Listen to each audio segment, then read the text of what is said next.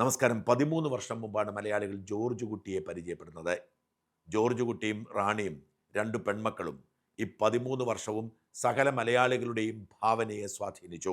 ഒരിടത്തരം ക്രൈസ്തവ കുടുംബത്തിലെ 4ാം ക്ലാസ് മാത്രം വിദ്യാഭ്യാസമുള്ള, കുടുംബത്തോട് മാത്രം കൂറുള്ള ഒരു മനുഷ്യൻ്റെ ജീവിത കഥയാണത്. തൻ്റെ കുടുംബത്തിൻ്റെ സ്വാസ്ഥ്യം കെടുത്താൻ വേണ്ടി കടന്നു വന്ന ഒരു യുവാവിനെ കൊലപ്പെടുത്തേണ്ടി വന്ന സാഹചര്യത്തെ എങ്ങനെ തൻ്റെ കുടുംബത്തെ രക്ഷിക്കാൻ വേണ്ടി മറികടക്കാൻ കഴിയും എന്ന് ചിന്തിച്ച് ജീവിക്കുന്ന ഒരു സാധാരണക്കാരൻ്റെ കുടുംബനാഥൻ്റെ കഥയാണ് ദൃശ്യം. ദൃശ്യം എന്ന സിനിമ ജിത്തു ജോസഫ് എടുക്കുമ്പോൾ അതിനൊരു 2ാം ഭാഗം നനച്ചിരിക്കില്ല. അതുകൊണ്ട് തന്നെ അതൊരു പൂർണ്ണ കഥയായിരുന്നു. മലയാളികൾ അത് ഏറ്റുവാങ്ങി. മലയാള ചരിത്രത്തിൽ ഏറ്റവും അധികം കളക്ഷൻ നേടിയ സിനിമ ദൃശ്യമായിരുന്നു. അന്ന് 75 കോടി കളക്ട് ചെയ്യുമ്പോൾ പോലും അതൊരു സംഭവമായിരുന്നു. എന്നാൽ പിന്നീട് 200 കോടി രൂപ ബജറ്റ് ഇട്ട സിനിമ പോലും മലയാളത്തിൽ ഉണ്ടാവുന്നുണ്ട് എന്നോർക്കണം. ആ ഒരു വാത്സല്യം മലയാളിക്കുണ്ട് എന്നതുകൊണ്ടാണ് ജിത്തു ജോസഫ് എന്ന കഥാകാരനും സംവിധായകനും വീണ്ടും വീണ്ടും ആ പരീക്ഷണം തുടരുന്നത്. 8 വർഷത്തിന് ശേഷം 2ാം ഭാഗം ഇറങ്ങുമ്പോൾ കോവിഡ് ആയിരുന്നു. അതുകൊണ്ട് തന്നെ അതിൻ്റെ റിലീസ് OTTയിലായിരുന്നു. പക്ഷേ എന്നിട്ടും ആ സിനിമ മലയാള സിനിമയിലെ ഏറ്റവും വിജയിച്ച ചിത്രങ്ങളിൽ ഒന്നായി മാറി. OTTയിൽ ഇത്രയധികം ആളുകൾ കണ്ട മറ്റൊരു സിനിമ മലയാളത്തിൽ ഉണ്ടായിട്ടുമില്ല, ഇനി ഉണ്ടാവാൻ പോകുന്നുമില്ല. വീണ്ടും ഒരു 5 വർഷത്തെ ഇടവേളയ്ക്ക് ശേഷം ദൃശ്യം 3 ഇറങ്ങുമ്പോൾ പ്രേക്ഷകർക്കിടയിൽ സമ്മിശ്ര പ്രതികരണമാണ്. ഇഷ്ടപ്പെട്ടാലും ഇല്ലെങ്കിലും, നല്ലതാണെങ്കിലും അല്ലെങ്കിലും, മലയാളത്തിലേറെ ഒച്ചപ്പാടുണ്ടാക്കുന്ന സിനിമകൾ കാണാതിരിക്കാൻ ഒരു മാധ്യമപ്രവർത്തകൻ എന്ന നിലയിൽ കഴിയാത്തതുകൊണ്ടാണ് ദൃശ്യം കാണാൻ പോയത്. സിനിമ സാമ്പത്തികമായ ഒരു വിജയമാണ് എന്നാണ് റിപ്പോർട്ടുകൾ.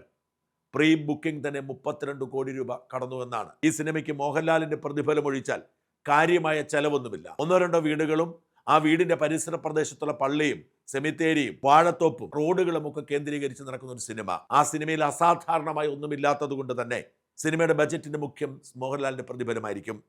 മോഹൻലാൽ 20-25 കോടി രൂപ പ്രതിഫലം വാങ്ങുന്ന ആളാണ് എന്നാണ് റിപ്പോർട്ടുകൾ. അതുകൊണ്ട് തന്നെ ഒരു 35-40 കോടിയിലധികം ഈ സിനിമയ്ക്ക് ബജറ്റ് വരാൻ സാധ്യതയില്ല. അതുകൊണ്ട് തന്നെ സിനിമ ഇപ്പോൾ തന്നെ ലാഭകരമാണ്. പ്രീ ബുക്കിംഗ് 32 കോടിയാണ്. സിനിമയുടെ ഡിജിറ്റൽ റൈറ്റും സാറ്റലൈറ്റ് റൈറ്റും ഒക്കെ കോടികൾ കൊടുത്തു വാങ്ങാൻ ആളുകൾ കാത്തിരിക്കുമെന്ന് തീർച്ചയാണ്. അതുകൊണ്ട് ഈ സിനിമ പൊളിഞ്ഞുപോയി എന്ന് ആർക്കും പറയാൻ കഴിയില്ല. സിനിമ പൊളിഞ്ഞു പോയിട്ടില്ല. ഇനി ഈ സിനിമ നമ്മൾ കാണുന്നത് വർത്താണോ? അതാണ് ഏറ്റവും പ്രധാനപ്പെട്ട ചോദ്യം. ദൃശ്യം 1 നമുക്ക് നൽകിയ അനുഭവം 2 സമ്മാനിക്കാൻ കഴിഞ്ഞില്ല. അതിനേക്കാൾ പിറകിലാണ് ദൃശ്യം 3 എന്ന് പറയാതിരിക്കാൻ നിവൃത്തിയില്ല. ഈ സിനിമയുടെ ഉടമയായ ജിത്തു ജോസഫിന് അറിയാം ഇത് വലിയ സംഭവമൊന്നുമല്ല എന്ന്. എന്നാൽ ദൃശ്യം എന്ന ബ്രാൻഡ്, ജോർജ് കുട്ടിയുടെ കുടുംബം, ഇത് രണ്ടും മലയാളിയുടെ മനസ്സിൽ കയറിയിരിക്കുന്നത് കൊണ്ട് തന്നെ അത് വിറ്റുപോകും എന്നറിയാവുന്നത് കൊണ്ടാണ് 3ാമത്തെ ഭാഗം എടുത്തത്. ഈ അടുത്ത കാലത്ത് ജിത്തു ജോസഫിൻ്റെ ഒരു സിനിമ വലതുവശത്തെ കള്ളൻ കണ്ട് ഞെട്ടിപ്പോയി പലരും. അത് സാമ്പത്തികമായി വലിയ പരാജയമായിരുന്നു. അത്തരം സിനിമകളൊക്കെ ജിത്തു ജോസഫ് എടുക്കുമ്പോഴും ദൃശ്യത്തെ കൈവിടാതെ സൂക്ഷിക്കുന്നത് ഇത് ഉറപ്പായും സാമ്പത്തിക ലാഭം ഉണ്ടാക്കും എന്നതുകൊണ്ടാണ്. അതായത് ദൃശ്യം എന്ന ബ്രാൻഡിനാണ്, ജോർജ് കുട്ടി എന്ന ബ്രാൻഡിനാണ് വാല്യൂ. ആ വാല്യൂവാണ് ഇക്കുറിയും ജിത്തു ജോസഫ് മുതലാക്കിയിരിക്കുന്നത്. ജോർജ് കുട്ടി ഒരു കുറ്റം ചെയ്തു എന്നറിയാമെങ്കിലും നമ്മൾ ജോർജ് കുട്ടിക്കൊപ്പമായിരുന്നു മനസ്സുകൊണ്ട് ദൃശ്യത്തിൻ്റെ ആദ്യ ഭാഗത്ത്. ഗീതയ്ക്കും പ്രഭാകർക്കും ഉണ്ടായ നഷ്ടം, അത് അവരുടെ ജീവിതത്തിൽ ഉണ്ടാക്കുന്ന മാറ്റങ്ങൾ അവരോട് നമുക്കൊരു സഹതാപം ഉണ്ടാക്കി കൊടുത്തു. അതുകൊണ്ട് ഗീതയ്ക്കും പ്രഭാകരനും നീതി കിട്ടിയാലും കുഴപ്പമില്ല, ജോർജ് കുട്ടിക്ക് പണി കിട്ടരുത് എന്ന് നമ്മൾ ആഗ്രഹിക്കുകയും ചെയ്തു. ആ ആഗ്രഹവും വികാരവും തന്നെയാണ് ദൃശ്യത്തെ ഇങ്ങനെ വലിച്ചു നീട്ടുന്നത്. ദൃശ്യം 3ലും വിജയിച്ചത് ജോർജ് കുട്ടി എന്ന മോഹൻലാലിൻ്റെ കഥാപാത്രമാണ്. ഈ സിനിമയുടെ ഏറ്റവും വലിയ പ്രത്യേകത മോഹൻലാലിൻ്റെ കുടുംബത്തോടുള്ള വാത്സല്യം, കുടുംബത്തോടുള്ള ഇഷ്ടം, അതിനെ സംരക്ഷിക്കാനുള്ള അദ്ദേഹത്തിൻ്റെ നിതാന്തമായ പരിശ്രമം, അതിൻ്റെ പേരിൽ അദ്ദേഹം നേരിടുന്ന ഭയവും ആശങ്കയും അത് അതിനാടകീയമല്ലാതെ പ്രതിഫലിപ്പിക്കുന്നു എന്നതാണ്. ദൃശ്യം 3ലെ ജോർജ് കുട്ടിയെ നയിക്കുന്നത് ഭയമാണ്, ആശങ്കയാണ്. ഈ ആശങ്കയും ഭയവും തൻ്റെ കുടുംബത്തിൽ പ്രതിഫലിക്കാതിരിക്കാൻ, ആ കുടുംബത്തിൽ സാമ്പത്തികാഭിവൃദ്ധിയൊക്കെ ഉണ്ടായപ്പോൾ അവരനുഭവിക്കുന്ന സന്തോഷം കെടുത്താതിരിക്കാൻ ഉള്ളിലൊരു തീ പോലെ കാത്തു സൂക്ഷിക്കുന്ന ജോർജ് കുട്ടി. മുൻ സിനിമകളിലെ പോലെ തന്നെ ജോർജ് കുട്ടി ഒരിക്കലും അതിവൈകാരികമാവുന്നില്ല. 1-2 അത്യപൂർവ സാഹചര്യം ഒഴിച്ചാൽ ഒരു മനുഷ്യ ജീവിതത്തിലുള്ള എല്ലാ വികാരങ്ങളും, അത് നിസ്സഹായതയാവട്ടെ, ഭയമാവട്ടെ, ആശങ്കയാവട്ടെ, കുടുംബത്തോടുള്ള സ്നേഹവും വാത്സല്യവും കരുണയുമാവട്ടെ, അതെല്ലാം ജോർജ് കുട്ടി അതിവൈകാരികമല്ലാതെ നെഞ്ചിൽ ഒളിപ്പിച്ച് നമ്മുടെ മുമ്പിൽ അവതരിപ്പിക്കുന്നു എന്നതാണ് ദൃശ്യത്തിൻ്റെ മികവ്. ആ മികവ് ഈ സിനിമയിലും ജോർജ് കുട്ടി തുടരുന്നുണ്ട്. അതുകൊണ്ട് തന്നെ ഈ സിനിമ കണ്ടാൽ നമുക്കൊരു നഷ്ടബോധമുണ്ടാവില്ല. ജോർജ് കുട്ടിയുടെ വൈകാരിക ഭാവം നമ്മുടെ കൂടി ഭാവമാണ്. നമുക്കിത് ഉള്ളിൽ ഒളിച്ചു വെച്ചുകൊണ്ട് പ്രതികരിക്കാനോ പ്രവർത്തിക്കാനോ അറിയില്ല. എന്നാൽ ജോർജ് കുട്ടിക്ക് അതറിയാം. അതുകൊണ്ടാണ് ജോർജ് കുട്ടി നമ്മുടെ മാതൃകാ പുരുഷനാവുന്നതും നമ്മൾ ഈ സിനിമയെ ഇഷ്ടപ്പെടുന്നതും. മോഹൻലാലിൻ്റെയും മുരളി ഗോപിയുടെയും ഒഴികെ മറ്റ് കഥാപാത്രങ്ങളുടെയൊക്കെ അഭിനയം ശരാശരിയാണ് എന്ന് പറയാതിരിക്കാൻ നിവൃത്തിയില്ല. മീനെ അടക്കം എല്ലാ കഥാപാത്രങ്ങളും നമ്മളെ പിടിച്ചിരുത്തുന്ന തരത്തിലല്ല അഭിനയിച്ചിരിക്കുന്നത്. എന്നാൽ മുരളി ഗോപി പോലീസ് ഓഫീസറുടെ വേഷം ഭംഗിയായി തന്നെ അവതരിപ്പിച്ചു. ബിജു മേനോൻ ഈ സിനിമയിൽ ഗസ്റ്റ് ആർട്ടിസ്റ്റായി എത്തുന്നുമുണ്ട്. ദൃശ്യം 3 ജോർജ് കുട്ടി സമ്പന്നനാണ്. തൻ്റെ ജീവിതാനുഭവത്തെ സിനിമയാക്കി അവതരിപ്പിച്ച് അത് വലിയ വിജയം നേടിയതിൻ്റെ ആഘോഷം ആ കുടുംബത്തിലുള്ളപ്പോഴും തൻ്റെ കുടുംബത്തെ ബാധിച്ചിരിക്കുന്ന ദുരന്തം അവസാനിക്കുന്നില്ല എന്ന് തിരിച്ചറിഞ്ഞ് ജീവിക്കുന്ന ജോർജ് കുട്ടി. ആ ആശങ്കയും ഭയവും കുടുംബം അറിയാതിരിക്കാൻ നെഞ്ചിൽ സൂക്ഷിക്കുന്ന ജോർജ് കുട്ടി.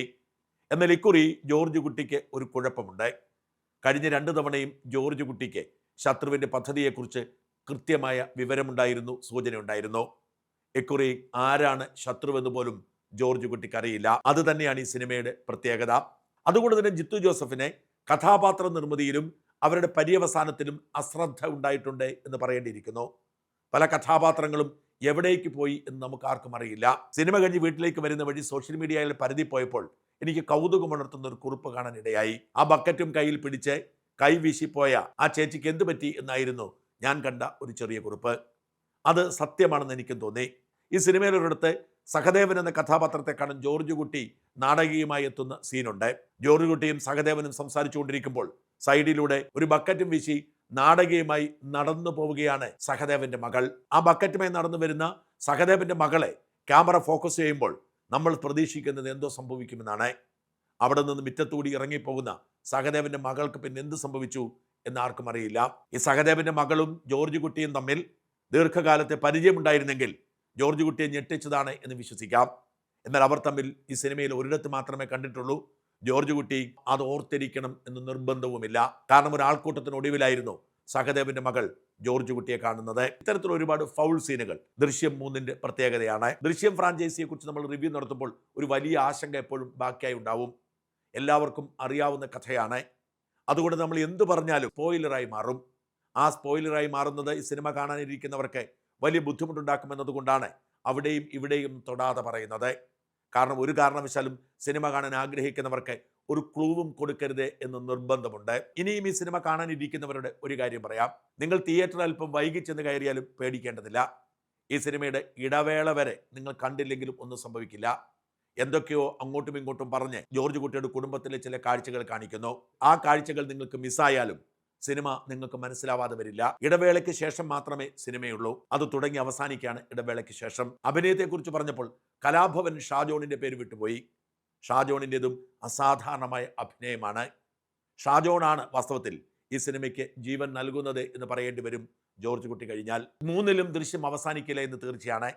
കാരണം ഇതിൻ്റെ ആൻറ്റി ക്ലൈമാക്സ് അങ്ങനെയാണ് സെറ്റ് ചെയ്തിരിക്കുന്നത്. സിനിമ തീർന്നുവെന്ന് നമുക്ക് തോന്നുന്ന തരത്തിൽ ജിത്തു ജോസഫിൻ്റെ പേര് എഴുതി കാണിച്ചതിന് ശേഷം 1-2 മിനിറ്റ് കൂടി സിനിമയുണ്ട്. ആൻറ്റി ക്ലൈമാക്സിന് രൂപം നൽകിയത് തന്നെ ദൃശ്യം 4 സൂചന എന്ന നിലയിലാണ്.